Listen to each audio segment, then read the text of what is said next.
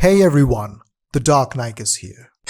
कालीधर को भूल जाने की बीमारी है। उसकी बीमारी से तंग आकर उसके भाई भाभी उसे महाकुंभ मेले में छोड़ देते हैं। जब कालीधर को उनकी तकलीफ का पता चलता है तो किनारा कशी इख्तियार कर लेता है। इस दौरान एक 8 साल का यतीम बल्लू से उसकी दोस्ती हो जाती है और उसके साथ रहकर जिंदगी के मकसद और खुशी को दोबारा से दरियाफ्त करता है।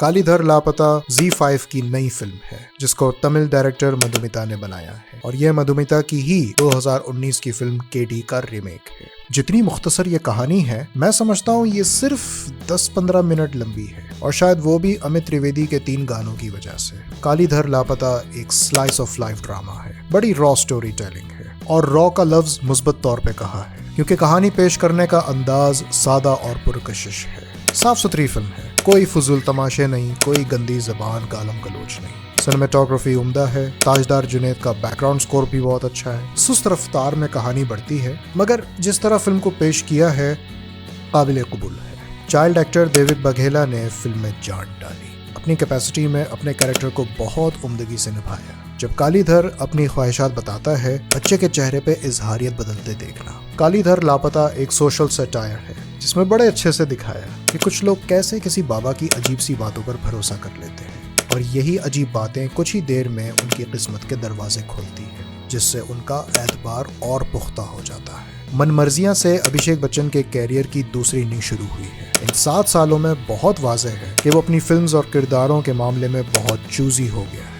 और कालीधर लापता इस इनिंग की एक और उम्दा परफॉर्मेंस है। उसने अपनी बीमारी की कैफियत और अपनी ख्वाहिशात का इजहार कितनी खूबसूरती से किया। गौर करना, जब वो एक बुरा ख्वाब देख रहा होता है या जब वो पानी से डर रहा होता है या दारू के बाद जब उसे सीजर हो जाता है, Abhishek continues to impress with each passing year now. Kaalidhar Laapata ने ऑडियंस को ये समझाने की कोशिश की है कि जब अपने धोखा देते हैं और जिंदगी बेमायने हो जाती है तो इंसान समझता है कि उसका सब कुछ खत्म हो गया, लेकिन रंज और अलम के सबब इंसान एहसास नहीं करता कि जिसे इख्तिताम समझा दर हकीकत वही उसका दूसरा आगाज है। जेब में पैसे हो ना हो, जब तक जिंदा हैं